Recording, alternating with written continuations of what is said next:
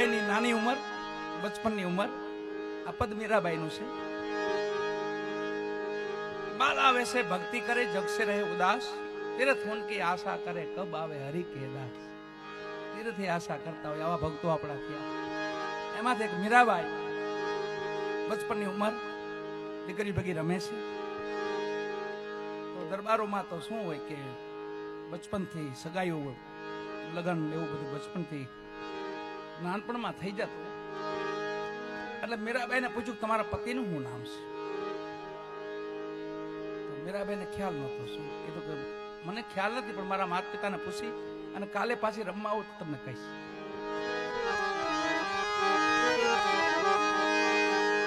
ઘરે જઈને બાળ હઠ કરી, જીદ કરી, મારા ધણી કોણ છે? મારો માતા પિતાને કીધું મારો ધણી કોણ છે?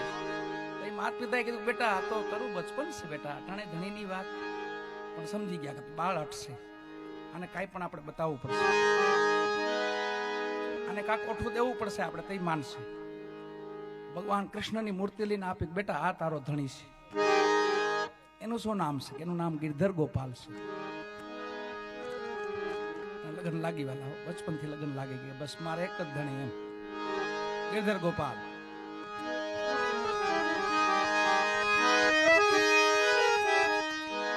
બીજી સખીઓને સાહેલીઓને કીધું કે મારો ધણી આ છે. સખીનો મેં જાનું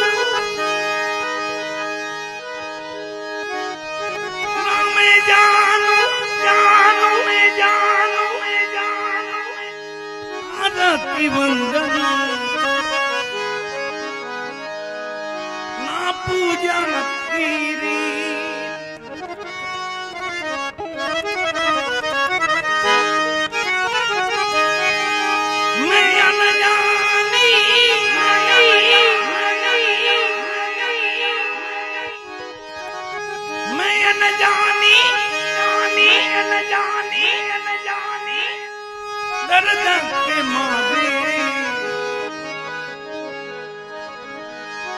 पागल में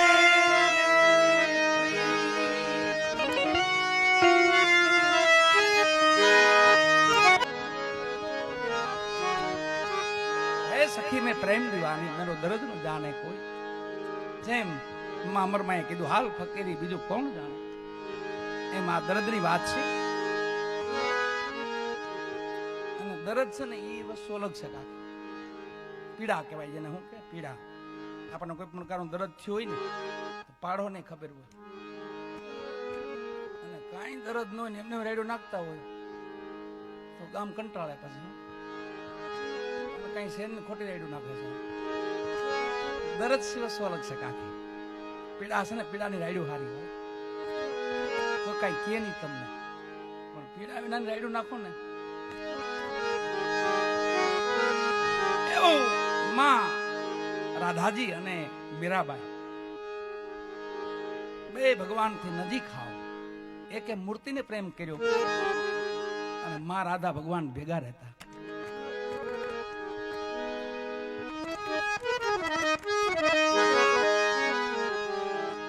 એક સુતી જેવું જે ગીત છે, ભજન જેવું જે ગીત છે, લતાજી જેને ગાયું છે. રાધાજી નો પ્રેમ અને મીરાબાઈ નો પ્રેમ કઈ વધઘટ ખરી કોઈ? તો કવિએ કીધું કે નહીં, કઈ વધઘટ નહીં. એકે મૂર્તિને પ્રેમ કર્યો ને એકે માં ભગવાન સ્વયંભુ ભેગા હતા. ભગવાન માં રાધાજી ભેગા હતા. અને મીરાબાઈ ને મૂર્તિ બચપનથી હાથમાં આવી ગઈ, છેલ્લે લગી મૂર્તિ છોડી નથી.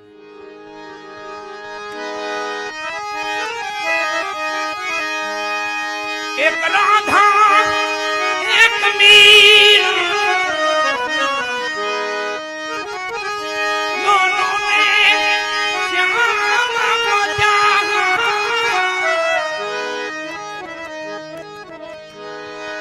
अंतर क्या दोनों की प्रीत अंतर क्या दोनों की प्रीत में बोलो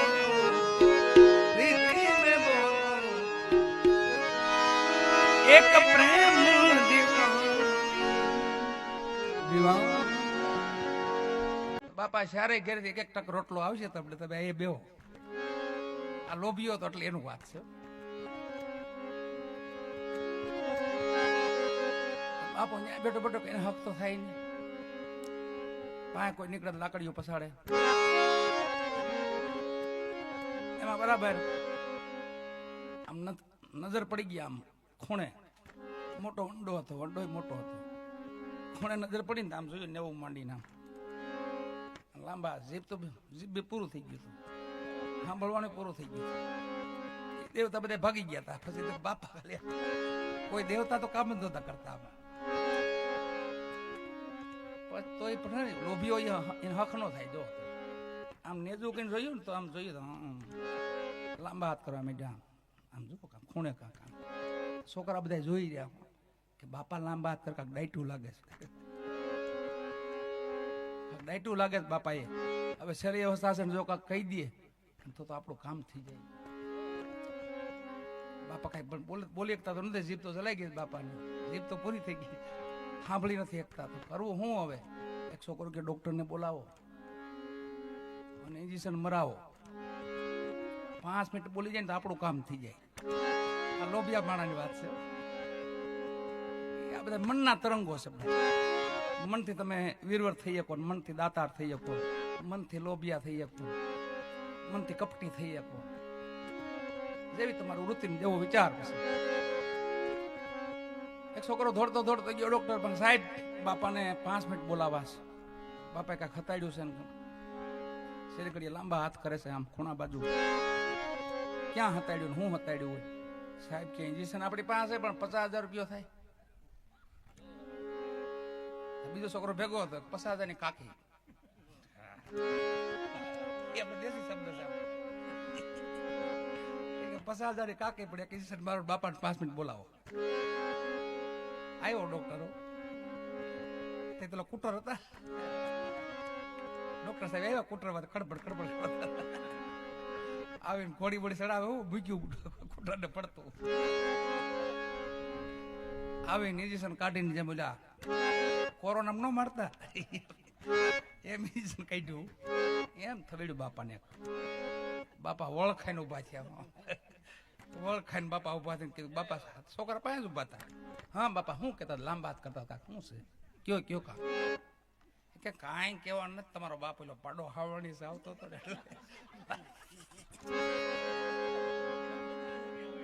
50,000 દેવાઈ.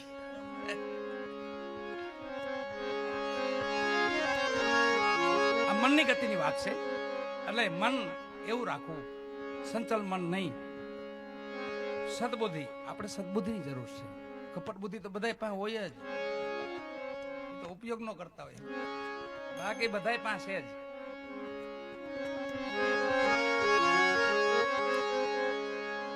છલ બુદ્ધિથી ધન ભેગું કરી, કપટ બુદ્ધિથી ભેગું કરી જાજુ ટકે નહીં વાલા. અનિતિ સે ધન હોત હે વર્ષ 5 over 7.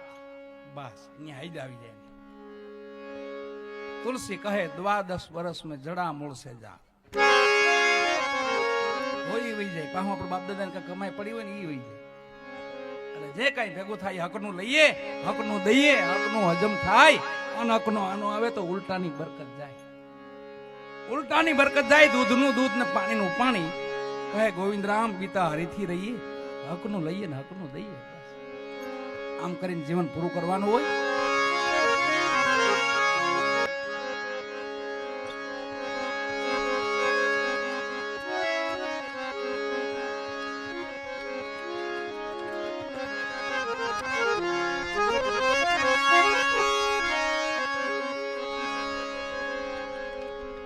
એવા આપણા અમારે ઠેઠ મોરબી થી આપણું લાઈવ પ્રચારણ જોઈ રહ્યા છે.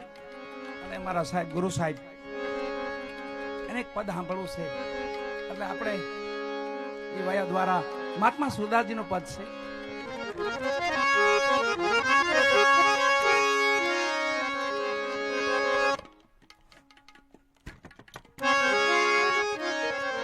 લાઈવ પ્રચારણ બધે થઈ રહ્યું છે. એટલે બધા ઘણા પ્રેમી આત્માઓ સાંભળે છે.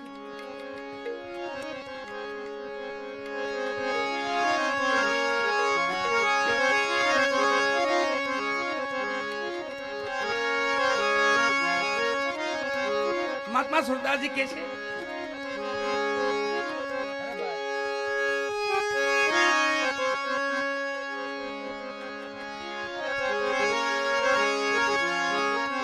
मन का कया न कीजिए मन जहां तहां ले जाए मन को ऐसे मारिए जो चूर चूर हो जाए मन की गति बहु न हालो मन सभा में उठाड़े आप बीड़ी बीड़ी हो अंदर मन थे કે બીડી પીવી છે હવે અહીં તો મનાઈ છે તો હાલો ભાઈ ફાટા मन ની કાયા ને ઉપાડે બહાર જઈને ક્યાંક ખેરીમાં બીડી પીને પછી પાછો આવે ઈ મન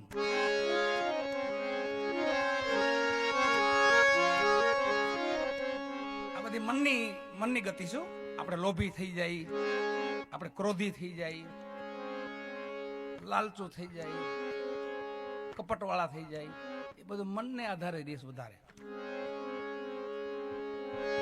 આ બધા મનના રૂપ અલગ અલગ રૂપ છે ને એમાં જો લોભિયો થઈ ગયો તો પછી કોઈનો ભાર નથી એની પાસે કઈ કઢવી શકો આખી જિંદગી ભેગું કરે મધમાખીની જેમ પછી કઈ આવો પ્રસંગ તો કરે જ નહીં કોઈ દી એને આંગણે કોઈ દી કોઈ કૂતરું નો ડકાતું માણા તો કૂતરું નો આવે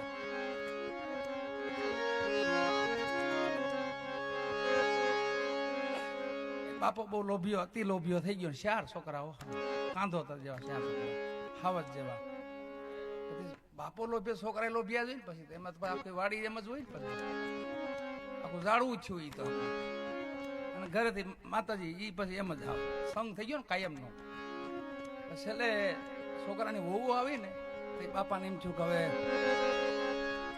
ભલે નહીં બાપા હું ક્યાંય લાકડીઓ પસાડે એટલે ભલે નહીં ક્યાંય છોકરા તો સહન કરે પણ બહુ સહન ન કરે એટલે દીકરી કીધું બાપા કે બાપાને આપણે ક્યાંક બહાર આમ સામે રાખો ને સારો ઓરડા હતા મસ્તીના ફળિયો આખું આમ જો તો બધી હરખાય આમ બાપો ક્યાંય પહોંચવાનો ને બાપાને કાઢ્યો બહાર પછી આમ મેદાનમાં ખાટલો રાખ્યો ન જાને કોણ સંદેશ કહા તું ચલ